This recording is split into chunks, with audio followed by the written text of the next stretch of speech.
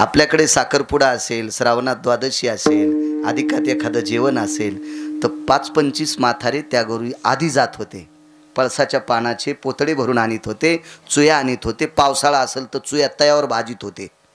लिंबाच्या काड्याच्या असत्याल, बांडीच्या ज्वारीच्या चुया जास्त होत्या. आता बांडी जिला कणीस येत नाही का तिचं चिपाटलं टपोर असते मस्त आणि भरदार असते. त्या जर आडकी त्यानं असं केलं तर त्याच्या चुया होत असत्यात आणि त्या चुया पावसाळ्यात मोडत नाहीत म्हणून तयावर भाजीत होते. माझं असू द्या वय कमी पण मी मागचं लक्षात ठेवतो ना. ज्याला मागची जागा ध्यानात आहे का त्याचं कवाच इचकत नाही. विठाला विठाला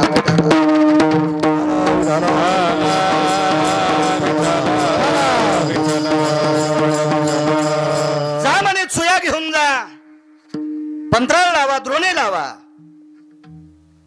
गावातल्या श्रीमंत माणसानं केळीच्या पात्राचा बिंडा दिलता. पावसाळ्याचे दिवस असल्यामुळे बाईच्या घरात झोपड्यात जरा शेक केला. त्याच्यावर केळीची पानं शेकली, त्याची द्रोणी तयार केली. नव्हतं ना बाबा, वाट्या थाट्या नव्हत्या त्या काळात, नव्हत्या. मला चांगलं कळते, झाकण्यात खात होते माणसं. कुंभार दादाकडनं झाकण्या आणत होते. बऱ्याच झाकण्या इतक्या चोपड्या झालत्या, इतक्या चोपड्या, गुळगुळीत हातासारख्या चोपड्या. जीव जीव जीव जीव झाकण्या. शेतात तर झाकण्याच असायच्या. माती मृतिका पात्र सर्व पात्रां पवित्र, मृतिका पात्र पवित्र. मला असं वाटतं शास्त्राच्या, वेदाच्या, पुराणाच्या मतीनुसार धातूच्या सोन्याच्या पात्रापेक्षा पुराणामध्ये, शास्त्रामध्ये, वेदामध्ये मातीच्या पात्राला महत्त्व दिलं. म्हणून वास्तुपुरुष सोन्याच्या बुटक्यात न ठेवता सोन्याचा वास्तुपुरुष करतील पण मातीच्या बोळक्यात ठेवतात.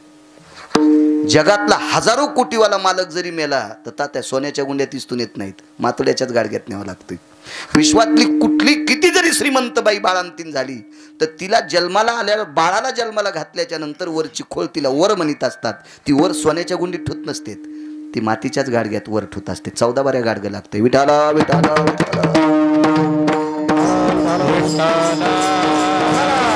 गरीब स्त्री आहे, जा म्हणे 2-4 जण. हे 2-4 जण पाठवले पण बघता बघता बाईच्या घरात शेजारी अशी 2 मजली शहाड्याची माडी होती.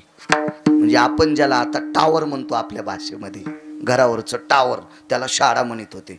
अशी दुमजली आणि एकीकडची पाषाणाची भिंत, एकीकडची पूर्णीपासून लटकली, खाली धाड धाड धाड धाड पडली आणि एक भिंत जशाल तशी उभी आहे. विद्वान माणसं होती, हुशार होती, सात्विक होती, सदाचारी होती, पुण्यशील. त्यांच्या लक्षात आलं म्हातारीच्या घरचं जेवणं म्हणजे दक्षिणेच्या राजाला भेटायला जाणं. हिचं झोपडं त्याच्या शेजारी होतं. ह्या म्हातारीचं झोपडं त्या भिंतीच्या शेजारी. वापस आले. तुकोबारायांनी सांगितलं, का हो वापस कशा करता आले? ऐका म्हणे महाराज, त्या बाईच्या घरी श्रद्धेनं आपल्याला आमंत्रण आहे पण तिच्या घरचं जेवणं म्हणजे मला असं वाटतं यम दात घासून उभा आहे, पाशे टाकून उभा आहे. आपल्या सगळ्याच्या अंगावर पाशे पडणार, एक वाचू शकत नाही. तर तुकोबारायचं त्या काळातलं वाक्य, तुमच्या 11 जणात आणि माझ्यासोबतच्या 7 जणात एकही तंबाखू खात नाही, एकही गुटखा खात नाही, एकही बिडी वडीत नाही, एकही सिगारेट वडीत नाही, एकही गांजा वडीत नाहीत आणि आपण परमार्थाचे नियम मोडीत नाही. काय भिंतीची मायवेली. वाक्य नीट ऐका. दगड सजीव का निर्जीव? तात्या निर्जीव. तरी पण तुकोबारायच्या मुखारविंदातून वाक्य पडलं, काय त्या भिंतीची मायवेली आपल्या अंगावर पडायला. आपण विटेवरच्या मालकाचे निष्ठावंत बघतोय. इतकी दगड नालायक नाहीत आपल्यासारख्याच्या अंगावर पडायला. जा म्हणे लावा पात्र आणि गेली पंत्राळ लावायला. बरोबर 12 वाजून थोडासा सूर्य ढळला की जेवायला त्या झोपड्यामध्ये सगळी जण गेली. पात्र लावली. काय स्वयंपाक केला असेल, वरण भात तूप काय असेल ते सगळ्या कण्या आंबाड्या घुगऱ्या सगळं वाढण्यात आलं. यथासांग जेवले. पण जे तुकोबारायच्या सानिध्यात आधीपासून होते ते निर्भीडपणे जेवले. पण ते 2-4 जे कमी पडल्यामुळं नवीन आमंत्रण केलं ते ना, त्यांना असं वाटत होतं दक्षिणा 2 पद्धतीने देत असतात. एक तर दक्षिणा देत असताना पात्राच्या खाली लावली पाहिजे आणि दुसरी दक्षिणा देण्याची पद्धत जेवण झाल्यावर नागिनीच्या पाण्याच्या विड्यावर देत असतात. ही शास्त्रातली पुराणाची वेदाची पद्धत आहे. आता उडून जाऊ नये म्हणून त्याच्या बोकंडीवर नारळ ठेवायची पद्धत आता काढली.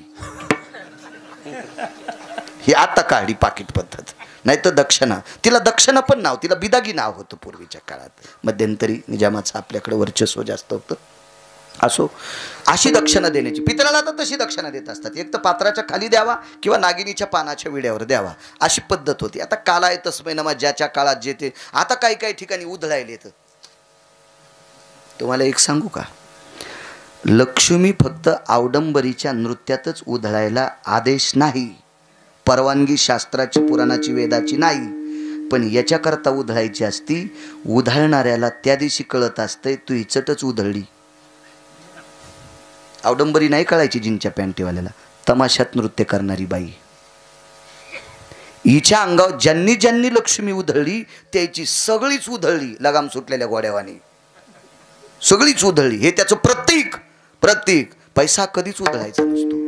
म्हणून मला असं वाटतंय, पाकिटात जरी देत असतील तरी ज्ञाती माणसांनी हे नियम काढला असेल, पैसा हा उघडा देत जाऊ नये. म्हणून पहिल्यापासून या देशाची पवित्र स्त्री सगळं अंग झाकलेली असावा, आणि लक्ष्मी कुंटालानं डोंगरा इतकी तुमच्याकडे पैसा असावा, पण ते झाकलेले असावा, ही पद्धत असावा. म्हणून पाकिटात रामराजे द्यायची पद्धत असावी. त्या काळात हुशार लोक असतील, सामान्य लोक नव्हते. त्या 2-4 जणांना वाटत होतं आपण लवकर उठावा, एक तर पात्राखाली दक्षिणा लावावा, किंवा ही दक्षिणा नकोय पण उठता येत नाही ना, नियम आहे ना. त्या बाईची निष्ठा आहे, तिच्या निष्ठेचा तडा कसा जाता येईल. आपल्याला विडे कधी प्राप्त होतील. पण विड्याची जी परडी होती का ती तुकोबाराच्या डाव्या मांडीला होती. सगळ्यांची जेवणं आटपली आणि मग त्या बाईला सांगितलं, बाई ह्या परडीला एकदा हात लाव. सगळ्याला देऊ शकत नाही, तू या परडीला हात लाव. इडे ठेवलेले होते त्याच्यात दक्षिणा. त्या माऊलीने एकदा हात लावला आणि मग ते प्रत्येकाला विडे दिले. पटपट पटपट पटपट पुढचे उठले. तुकोबाराच्या लक्षात आलं यांना भिंत पडण्याची भीती आहे. सगळी जण बाहेर आली. तुकोबाराने त्या 2-4 जणांना सांगितलं, मध्ये या. महाराज आटोपलं आपलं. नाही आटोपलं, या. नियम असतो. माझ्यापेक्षा बाबाजींना जास्त माहीत आहे. आपण ज्याच्याकडे जेवतो यजमान आपल्या पंक्तीला असावा.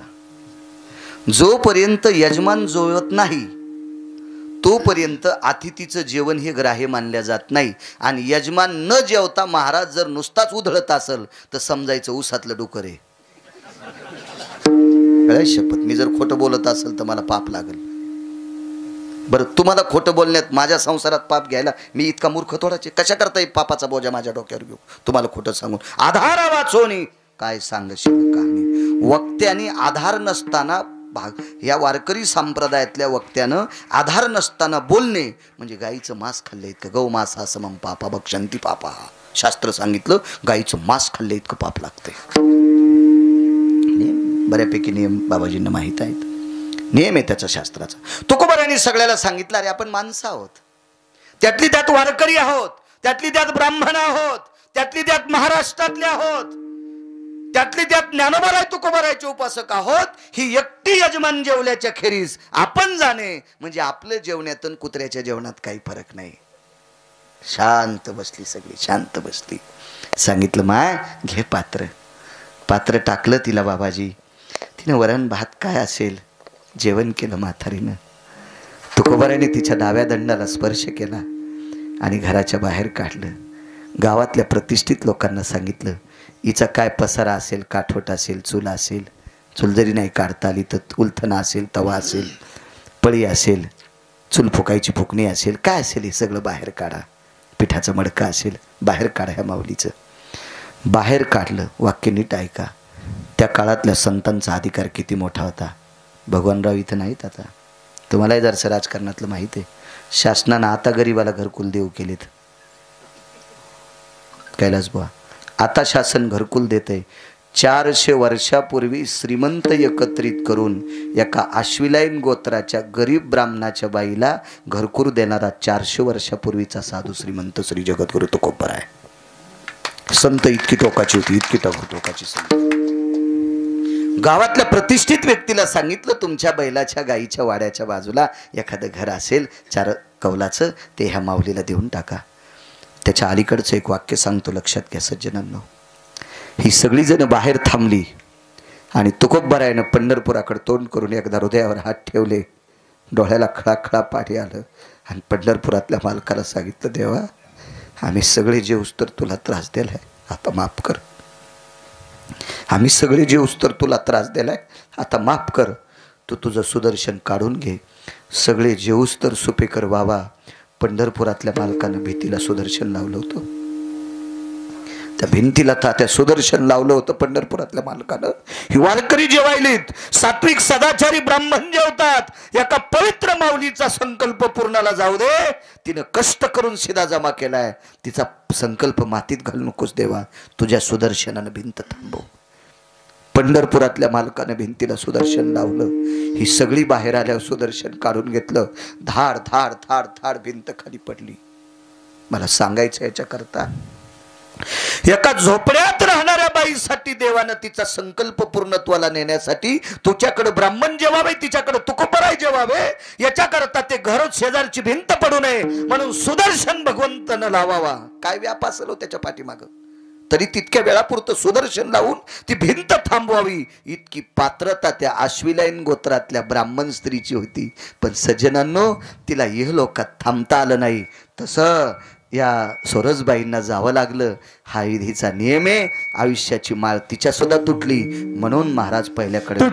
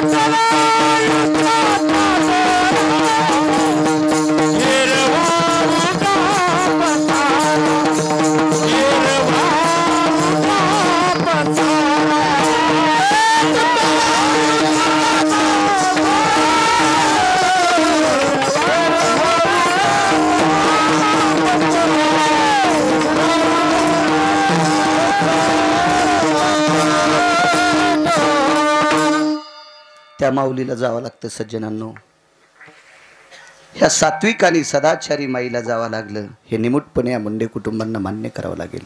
एक पुरावा आहे का? गरुडध्वज नावाचा राजा होता सुपेकर बाबा. फार मोठा अधिकारी राजा. त्याचं नाव आहे गरुडध्वज. या गरुडध्वज नावाच्या राजाला सुपुत्र होता. त्याचं नाव होतं शंखवेन. फार मोठा अधिकारी राजा होता. वेगच सांगतो, एके दिवशी शंखवेनाचा मृत्यू झाला. ज्या वेळेला शंखवेन नावाचा सुपुत्र गरुडध्वजाचा मृत्यू पावला, वडिलांच्या अगोदर पुत्र मृत्यू पावला. 6 दुःख आहेत. 6 दुःख उरफाटी आहेत. ज्येष्ठाच्या आधी कनिष्ठाचे जाणे,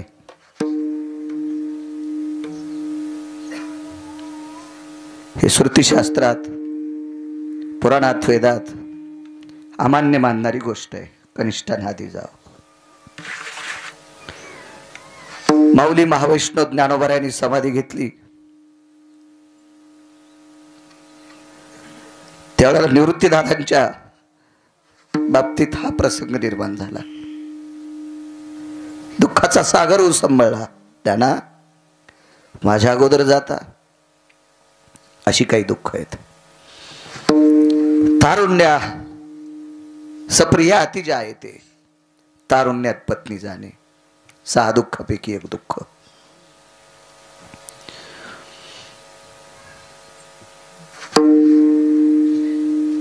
वयाचा टप्पा ओलांडल्याच्या नंतर जरावस्थेमध्ये बापाला मुलाच्या नावाने लिंबाचा डाकळा आणि हराळी हातात धरणं 6 दुःखापैकी एक अवर्णनीय दुःख आहे. गरुडध्वजाच्या बाबतीत ते दुःख झालं. शंखवेन मृत्यू पावला, अंत्यविधी झाला. अंत्यविधी कुठं झाला माहितीये? ज्या डोंगराच्या पायथ्याला राजा परीक्षितीला सर्पदंश झाला, त्या डोंगराला फार विशिष्ट प्रकारचं नाव आहे. वाचा कधी कधी गेल्यावर, मोबाईलवर पहा बघा. या भारत देशातले पवित्र अधिष्ठान लक्षात ठेवत जा लक्षात, कल्याण होईल आपलं. बाबाजी धर्म सिद्धांतामध्ये असा एक सिद्धांत आला, या पवित्र देशातले स्थळ जर नुसते ध्यानात आणले तरी पुण्य लागते. गंगेला जाऊ नका, वाचे मनता गंगा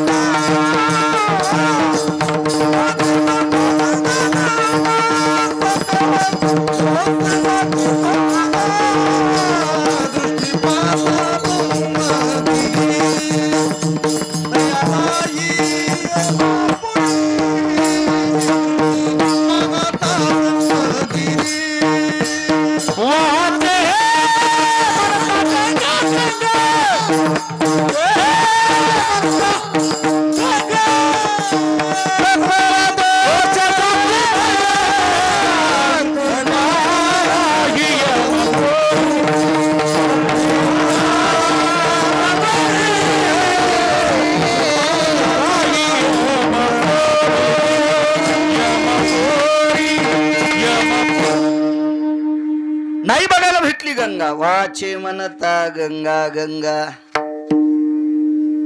जेवढी पाप आहेत ती सगळी पाप शाळेला जातात, काही पाहल्यानं जातात. सकल तीर्थे घडती एक वेळा, चंद्रभागा डोळा देखलिया. दृष्टी पडता ब्रह्मागिरी. अगोदरच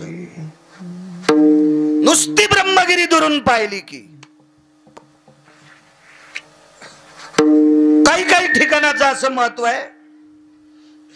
एक जण म्हणला पंढरपूरला जाणं होत नाही, गेलं तर तिथं दर्शनाला रांगीला लागणं होत नाही, थंडीमुळे चंद्रभागेत आंघोळ करणं होत नाही, असं काहीच नाही, माझ्याच्यानं शक्य नाही. तर मालकानं सांगितलं नुसतं पंढरपूर पंढरी पंढरी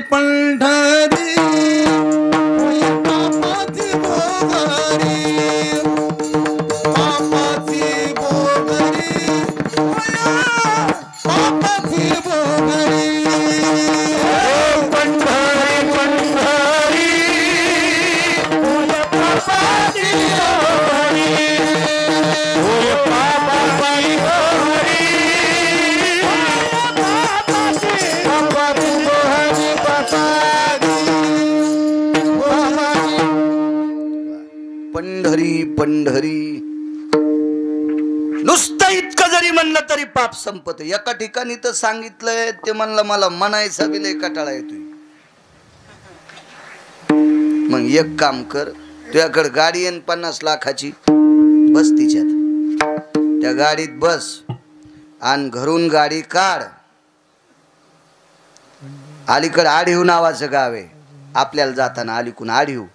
हे आढीव ओलांडलं की पंढरपुराची शिव लागती, आणि पंढरपुराच्या शिवाच्या आत गेला की नुसतं गाडीचं एक दार काढ आणि दोन्ही पाय नाही, एकच पाऊल नुसता पंढरीच्या मातीत टेक आणि वापसी. पाय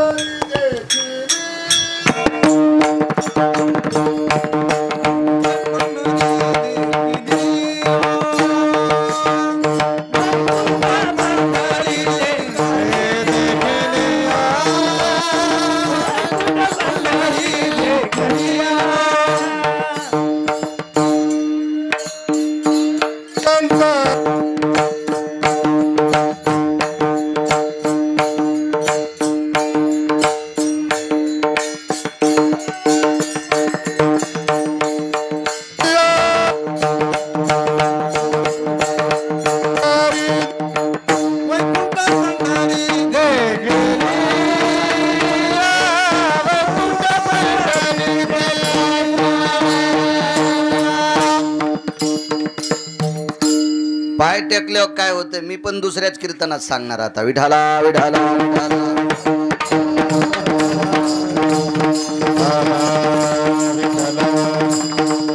काही काही ठिकाणाचं महत्व आहे इतकं. चला, राजा परीक्षितीला ज्या पर्वतावर तक्षक नावाचा सर्पदंश झाला त्या पर्वताचं नाव सकाळी 3दा जर उच्चारलं तर 35व्या मिनीचं पाप जात आहे. 35 रात्री आणि दिवस केलेलं पाप, कळत न कळत झालेलं पाप 3दा नाव घेतलं की जाते. इतकी त्या पर्वताची महती. आणि त्या पर्वताच्या पायथ्याला एका देवीचं मंदिर आहे. त्या देवीला रुद्री नावाची देवता म्हणतात. पुराण बघा, लक्षात येईल तुमच्या, वाचत जा, देव कल्याण करेल तुमचं. काही काही माणसं पेपर वाचू वाचू 3-3 महिन्याला काच बदललेली चष्म्याची. काय तो आज साडू उभा आहे का, कुठं तू मेवणी उभी आहे, कुठं ते उलथले, तर काय तू इतके पेपर चालू चालू पाहला, कोपऱ्यानं कोपरा वाचायला. हो, 3-3 महिन्याला काच बदलायला सोमळ्या येडा करायला जाय ना. घरी बसल्या बसल्या मुंगशाच्या दोऱ्यावळ जोते तयार कर. उद्या जेवारी पेरल्यावर गोफण लागती, गोफणीची दोरी तयार कर. कासरा वळ, एखादी सोलाट, हे लावळायला काम येईल. हा, हो, सगळ्या नमुन्याचे पेपर बघलात. हा, जसा मंत्र्याचा चुलताचे. काय भंगिरी नाद काय कायला बाबा. विडाला विडाला विडाला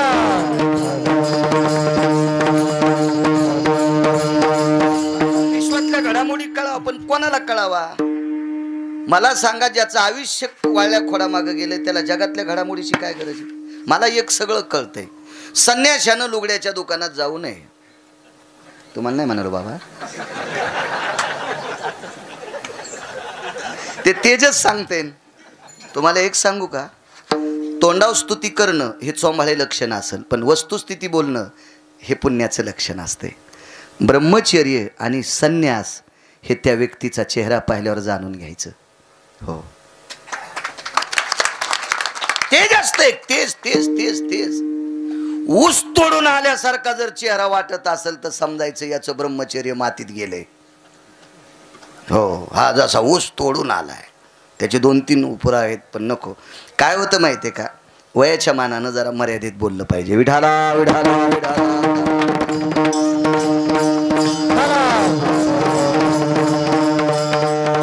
वक्त्याने आपल्या लोकांना बोलायला भेल नाही पाहिजे, वक्त्याने यायला बोलायचं नाही.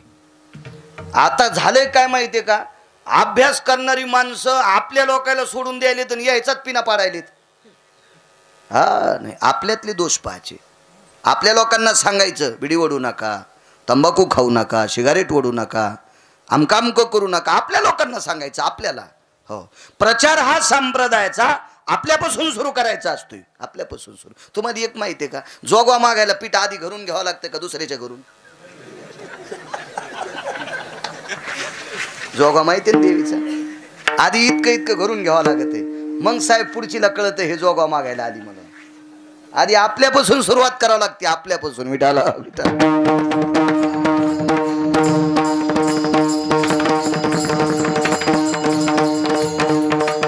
रुद्री नावाची देवता आहे. देवतेचे अनन्य महत्व आहे, फार मोठं नाविन्य देवतेच्या बाबतीत. मला असं वाटतं की माझ्या ज्ञानोबरायांना, तुकोबरायांना, नामदेवरायांना, चोखोबरायांना, नाथबाबांना, सावताबाबांना, रविदास महाराजांना, चोखोबरायांना, मीराबाईंना, मुक्ताबाईंना, कबीरांना लक्षात आलं असेल की पुढच्या काळात ही भरकटलेली जनता शास्त्र, वेद, पुराण न मान्य देवाकडे जातील. म्हणून त्यांनी त्याच वेळेला लिहून ठेवलं, शेंदरी हिंदरी दैवते कोण पूजी होते की ते. क्या बात आहे. जे स्वतःच्या पोटाला भीक मागायला लागले ते देव तुमचं काय कल्याण करणार आहेत? अशा देवांच्या नादी लागायचे नाही. देवीला अनन्य साधारण महत्व आहे, पण देवी मानायची कोणती हा महत्वाचा विषय आहे. ज्या देवीला बळी आवडतो ती देवी तुम्हाला मान्य कशी ठरेल? संप्रदायाला कशी मान्य होईल? ज्या देवीला बोकडा आवडतो, ज्या देवीला कोंबडा आवडतं, ज्या देवीला ढवळे लिंब आवडतेत. आखाड्यातल्या देवीला बदनाम केलं काय काय पांचट लोकांनी.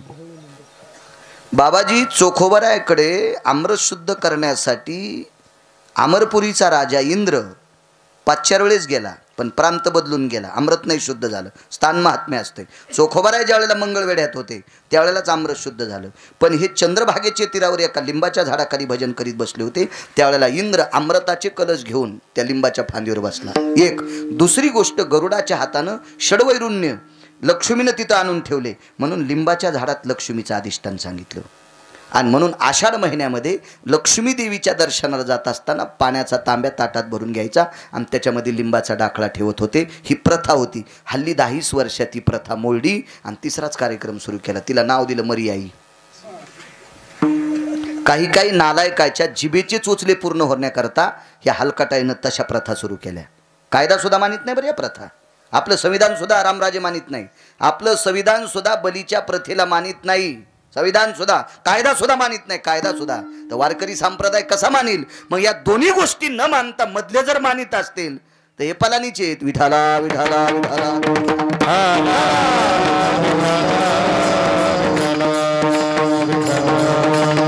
मला असं वाटतं, तुम्हाला एक सांगू का, न ऐकणाऱ्या लोकांपुढे बडबड करणं म्हणजे वक्त्यानं स्वतःचा वेळ मातीत घालणं, आणि चांगलं ऐकूनही त्याच्यासारखं न ऐकणं म्हणजे आपल्या पिढ्या बरबाद करणं.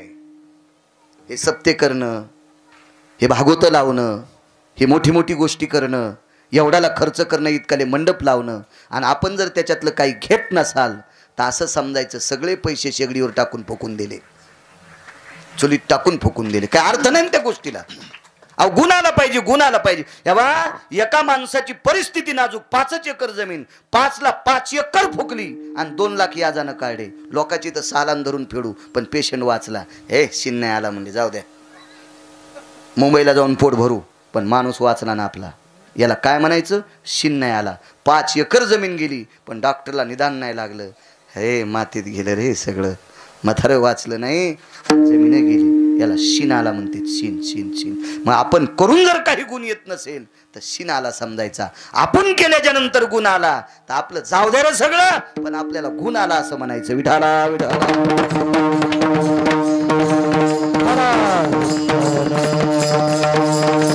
रुद्री नावाची देवता आहे. इथपर्यंत आलतो ना मी. रुद्री नावाची देवता आहे. अनन्यसाधारण महत्व आहे जगदंबेला. तू आधी माया जगदंबा भवानी कुलस्वामिनी अंबा. गोड गोड अनन्यसाधारण. विष्णू कवींनी फार सुंदरचं काव्य केलं जगदंबेच्या बाबतीत. इकडं ज्ञानोबा आहे, तुकोबा नाही सुद्धा.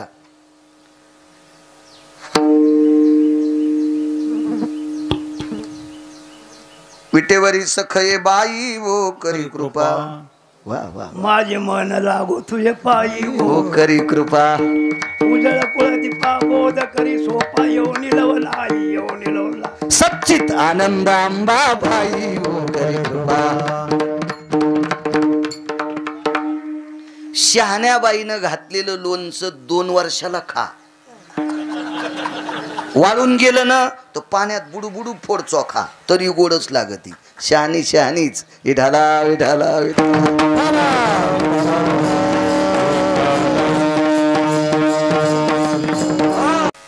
एक तेज असते, तेज असते, तेज असते. एखाद्याला उच्छेदून बोलतोय, मला पाप लागेल. मी वक्ता म्हणून काही काही गोष्टी पुराणात वाचल्या याच्याकरता सांगतो.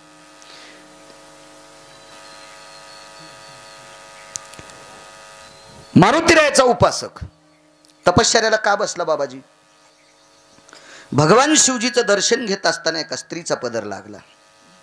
काय लोक असतील, काय काय अधिकारी, काय लोक अधिकारी असतील, आणि तिच्या तितक्या पदराच्या पापातून मुक्त होण्यासाठी साधनेला बसला तपश्चर्या. वारुळ काहड्याबरोबर पुत्रवंत आशीर्वाद दिला. राजाने सांगितलं, महाराज महात्माजी, मुलाचा अंत्यविधी झाला, जास्ती संचयाचा कार्यक्रम, ये राखुंड घेऊन. समर्पितो गंगोदकहा, गरुडध्वजानं सांगितलं, ती राखुंड ती असती गंगेत टाकून द्या. स्थाना यत जर्व हो यज्जा येतो मृत्तिका. जिथं तुझा मुलगा अंत्यविधी झालाय त्या ठिकाणची मुठभर माती आण. करत त्वल भयो संजीवनी स्थिता. प्रकार मुखारविंदातून पडल्याबरोबर गरुडध्वजाचा शंखवेन नावाचा पुत्र परत केला. इथपर्यंत ऐकायला गोड वाटलं सज्जनांनो. पण कालांतराने विधीचा नियम आहे, एका साधूची तपश्चर्या फळाला आली, याच्याकरता काही वेळापुरता पुत्र परत आला, पण कालांतरानं त्या पुत्राला जावंच लागलं. म्हणून महाराज पहिल्या कडव्यात म्हणतात, बोला.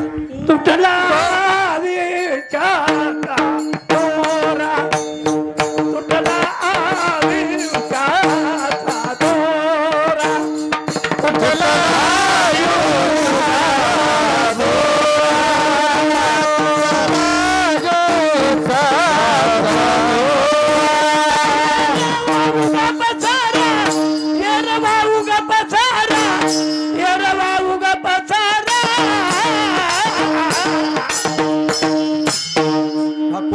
सांडोनिया पतिराना पोरे, सांडोनिया पतिराना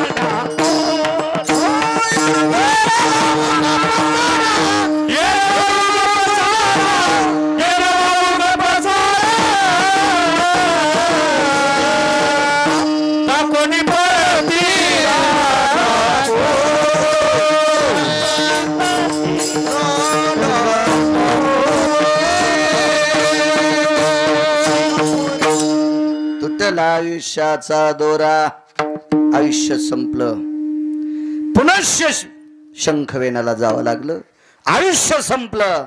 अश्विनायन गोत्रातली माऊली, जिच्याकडं मूर्तिमंत तुकोबरा यावे, जिच्याकडं जगाच्या मालकाने सुदर्शन लावून तिचं घर थांबवावं, इतकी जिची अवस्था, एवढी मोठी अवस्था या टोकाला गेलेली माऊली, तिला जरी हे लोकातली यात्रा सोडावं लागते. तुमची आमची काय कथा. राहिला पुढचा मुद्दा. तुटला आयुष्याचा दोरा, येर वावगा पसारा. आपण दोन गोष्टी सोडून जे जे केलंय ते आपल्यासाठी पसारा ठरलाय. दोन गोष्टी कोणत्या? एक सत्कर्म, एक सत्कर्म. आता सत्कर्माच्या यादीत खूप कामं येऊ शकतात. सत्कर्माच्या यादीत येणारी कामं एक दोन सांगतो. गावात 25 एकर जमीन म्हाताऱ्यानं 1 एकरची 25 एकर केली. एका टायमाला जेवलं, लोकांचे रानं खुरपिले, दुसऱ्याच्या हमाल्या केल्या, बराशी खाणल्या, दुसऱ्याचे वळणं रचले. माळ भागेन तुमचा डोंगर भाग, वळणं रचावत लागतात गोटे येचून, डोंगराळ भाग आहे. वळणं रचले बाबाजी आणि 1 एकरची 25 एकर केली आणि एकटंच पोट्ट बापाला सांभाळली. त्या कुरकुल्यावानी गालाची, सफरचंदावानी लालजरीत गालाची, तिने हे बगलात दाबला, आधी मुठीत दाबला. म्हणून एक सिनेमात गाणं काढलं, नवरा माझ्या मुठीत ग.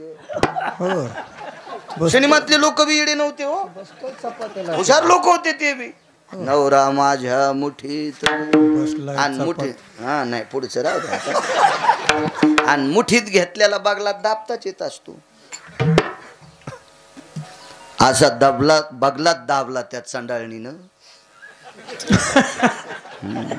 त्या पापिनीनं. टकटक दिसायला तिघी जणी सासू सासऱ्याला न जेवायला देणाऱ्या.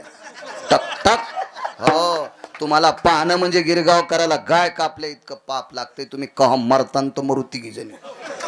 हो, तुमच्या तेरवीला भूत येऊनी भूत. उठा तुम्ही तिघी जणी, उठा. खरंच मरायच्या त्या तिघी जणी. जाऊ द्या, एवढ्यावर माफ करतो तुम्हाला. त्या म्हणत्यान भगवानरावनं कुठून या यजमानाला महाराज द्याला माय हो मेला, याची जाता जाता गाडी उलथावा आणि आम्हाला संध्याकाळच्या निरोप यावा बाळ्या मेला म्हणून. पण मी कुठं तुमच्यासाठी पापाचं सांगायलो. बाबाजी ज्यांनी आपल्यासाठी अर्थ कमवून दिलाय, त्यांच्यासाठी अंतःकरणात ज्याच्यासाठी अर्थ आहे, त्याच्यासारखा जगात परमार्थ दुसरा कुठलाच मोठा नाही. आपल्यासाठी ज्यांनी अर्थ कमवलाय त्या वयस्कर माणसांसाठी घरातल्या कुटुंबातल्या लोकांनी त्यांच्याविषयी अर्थ ठेवा, आत्मीयता ठेवा. विटेवरच्या मालकाची सेवा केल्याचं पुण्य आहे, काशीतल्या मालकाची सेवा केल्याचं पुण्य आहे. आपण वर्म सोडून देतो. हा, एरंडाल पाणी घातलं उसकोळडा फट गेलं, दारोळी झोपी फुटलं भोंड, बाण फोडून पलीकडे वड्यात पाणी, एरंड भिजले उसकोळडा फट.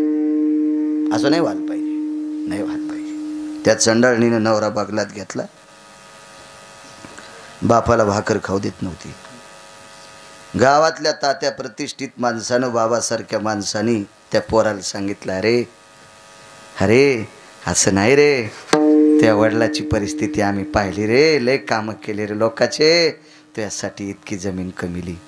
तुमच्यासारख्याचं ऐकून, तात्यासारख्याचं ऐकून, तुमच्यासारख्याचं ऐकून त्या पोरानं जर डबल मायबापाला सांभाळलं तर तुम्हाला 1 कोटी पंढरपूरच्या वाऱ्या केल्याचं पुण्य प्राप्त होते. हे पसारा ठरत नाही, हे पसारा नाही, हे सार आहे, हे सार आहे, सार आहे, सार आहे, सार, हे सार आहे. आपल्या सांगण्यानुसार एखादी चांगली गोष्ट होत असेल तर ते सार आहे. पोरग शाळेत चालले, शाळेत चाललं पोरग. दुसऱ्या दिवशी 2 दिवस मंदिरापाशी बसलेलं दिसलं. का रे शाळेत जात नाही? फीस भरायला पैसे नाहीत. ठीक आहे, खरंच पैसे नाहीत? जी खरंच नाहीत. आईला बोलू तुझ्या? बोला दादा.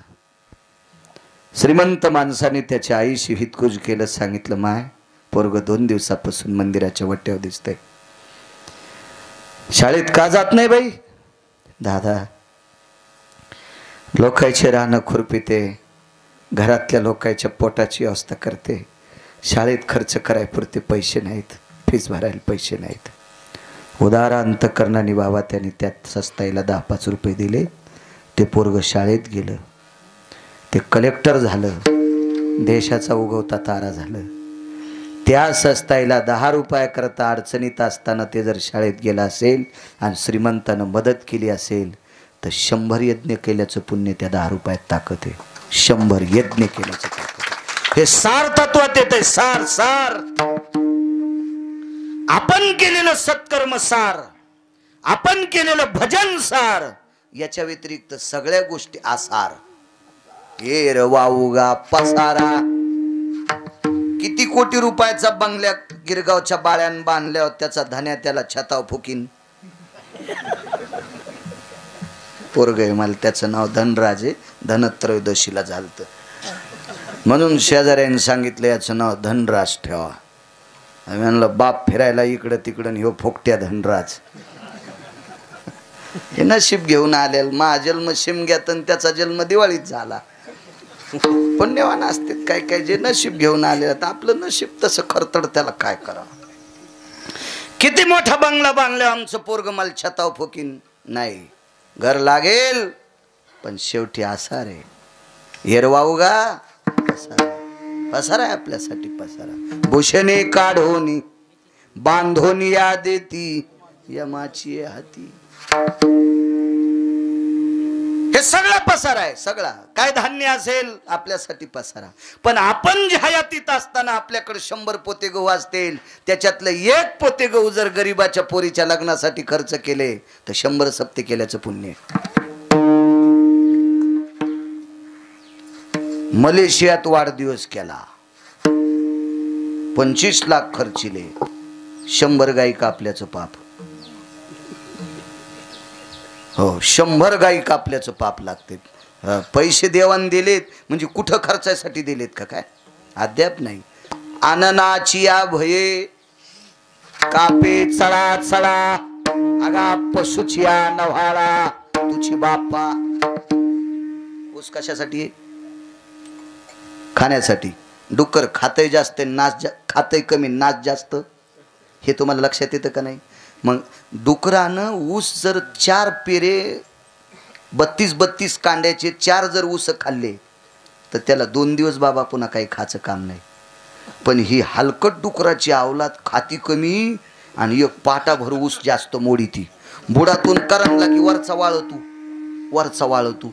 अशा डुकरासारख्या अवलादी आपल्यात पण येतात.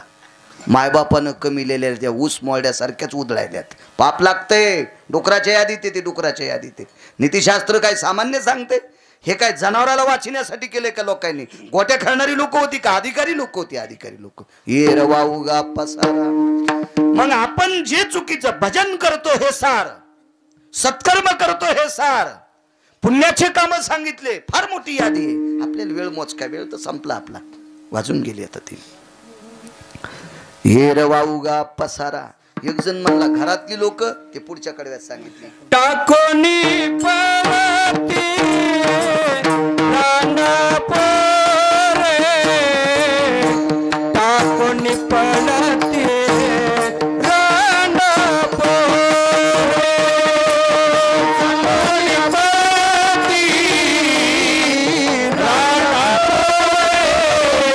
पोरे, टाकोनी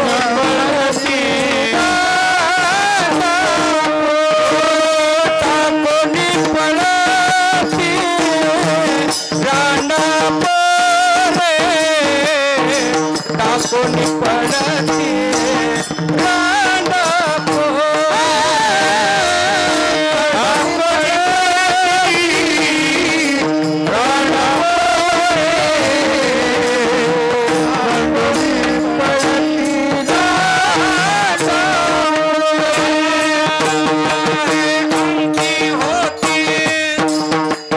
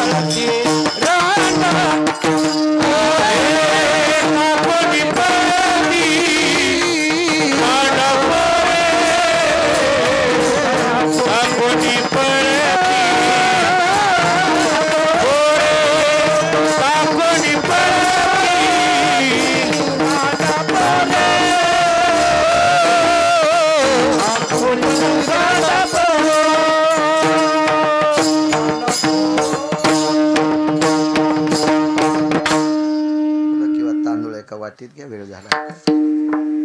टाकोनी पळती रांडा पोरे किंवा सांडोनी पळती रांडा पोरे, याच्यावर 5 मिनिटं बोलतो.